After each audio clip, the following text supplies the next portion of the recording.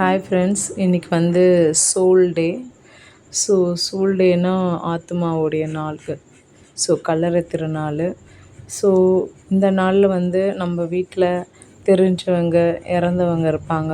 So அவங்கள வந்து நினைவு கூறும்படியாக அவங்களுக்கு வந்து இருக்கும்பொழுது என்னெல்லாம் பிடிக்குமோ அதெல்லாம் வந்து பார்த்திங்கன்னா இந்த நாளில் வந்து அதை நினைவு கூறும்படியாக அவங்கள வந்து இருக்கல, நம்ம லைஃப்பில் தான் அவங்க நம்மளோட கூட இருக்கிறாங்க அப்படி ஒரு இதில் ஒரு சந்தோஷத்தில் வந்து பார்த்திங்கன்னா அவங்கள நினைவு கூறும்படியாக அவங்க நம்ம லைஃப்பில் என்னெல்லாம் இருந்தாங்க, எப்படியெல்லாம் நம்ம லைஃப்பில் வந்து அவங்க ஒரு முக்கியமாக இருந்தாங்க, அவங்களுக்கு என்னெல்லாம் பிடிக்கும் அதெல்லாம் வந்து பார்த்திங்கன்னா நமக்கு வந்து அவங்க வந்து சாப்பிட போகிறதில்ல. இருந்தாலும் அந்த ஆத்மா வந்து அந்த நாளில் வந்து பார்க்கும், நம்மளை யார் தேடி வந்திருக்காங்க அப்படின்ட்டு பார்க்கறதுக்காக நினைப்பாங்க. ஆனால் அது உண்மையாக என்னன்னு தெரியல. ஆனால் நம்ம மன திருப்திக்காக தான் நம்ம வந்து அந்த நாளை வந்து நம்ம செலப்ரேட் பண்ணுறோம்.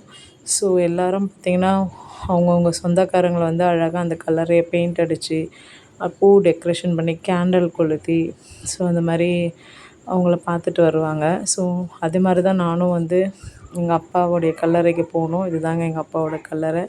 ஸோ நாங்கள் 3 பேர், எங்கள் சிஸ்டர்ஸு 2 பேரும் நானும் 3 பேர் போனோம். போயிட்டு ஃபஸ்ட்டு வாட்டர் கொண்டு போயிட்டு எல்லாத்தையும் வாஷ் பண்ணிவிட்டு அப்புறம் தங்கச்சி அக்காங்கெல்லாம் எல்லாம் வாங்கிட்டு வந்திருந்தாங்க. நானும் கொஞ்சம் திங்ஸ்லாம் வாங்கி போயிருந்தோம். ஸோ ஃப்ளவர்லாம் வந்து பார்த்திங்கன்னா ஓவர் ரேட்டு. ஸோ தங்கச்சி வந்து ஒரு 2 நாள் முன்னாடியே வந்து பார்த்திங்கன்னா ஃப்ளவர்லாம் வாங்கி ரெடி பண்ணி கட்டி வச்சிட்டா. ஸோ அதனால் வந்துட்டு அந்த கலரை ஃபுல்லாக பார்த்திங்கன்னா அழகாக டெக்கரேஷன் பண்ணோம். ஸோ ஒவ்வொருத்தரும் பார்த்திங்கன்னா அப்படி தான் அழகாக வந்து பார்த்திங்கன்னா அந்த கலரையை வந்து அழகாக டெக்கரேஷன் பண்ணியிருந்தாங்க. ஸோ எங்களால் முடிஞ்சதை நாங்கள் வந்து பூ டெக்கரேஷன் பண்ணிவிட்டு அவருக்கு அப்பாவுக்கு என்னெல்லாம் பிடிக்குமோ அதெல்லாம் வாங்கிட்டு போயிருந்தோம். ஸோ கேண்டில்ஸு, அப்புறம் சாம்பிராணி இதெல்லாம் வாங்கிட்டு போனோம்.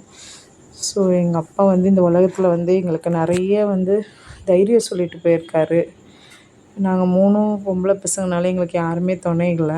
அதனால் எங்கள் அப்பா எங்களை வந்து ஒத்துமையாக இருக்க சொல்லிட்டு அந்த ஒரு வார்த்தைக்காக நாங்கள் இன்ன வரைக்கும் வந்து இது ஒரு ஒத்துமையாக இருக்கிறதுக்கு நாங்கள் கிளம்பி போகும்போது நான் நினைவு கூறுவேன்.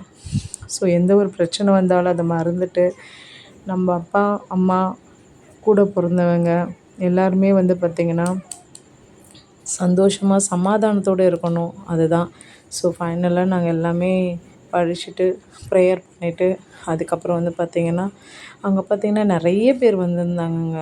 ஸோ ஒவ்வொருத்தருடைய சோகங்கள் கஷ்டங்கள் அவங்க வந்து அழுகுறாங்க ப்ரேயர் பண்ணிவிட்டு.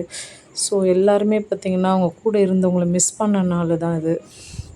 ஸோ எனக்கு ரொம்பவே கஷ்டமாக இருந்தது. இந்த நாளில் நான் எல்லா ஆத்மாக்காக ப்ரேயர் பண்ணிவிட்டு ஃபைனலாக நாங்கள் வந்து பார்த்திங்கன்னா எங்கள் அப்பாவுடைய கல்லறையை வந்து எங்களால் முடிஞ்ச அளவுக்கு நாங்கள் வந்து டெக்கரேஷன் பண்ணிவிட்டு அவருக்கு என்ன பிடிக்குமோ அதை வச்சுட்டு நாங்கள் ப்ரேயர் பண்ணிவிட்டு அந்த இடத்துல வந்துட்டு பார்த்திங்கன்னா எங்கள் அப்பா கூட எங்களால் வந்து நாங்கள் வந்து ஃபோட்டோ எடுக்க முடியல. ஆனால் அவர் கல்லறையில் தான் நாங்கள் ஃபோட்டோ எடுக்கணும்னு நான் ஆசைப்பட்டேன். ஸோ அதனால் ஃபைனலாக வந்து பார்த்திங்கன்னா நாங்கள் ஃபோட்டோ எடுத்துகிட்டு நாங்கள் வந்து கிளம்பிட்டோம்.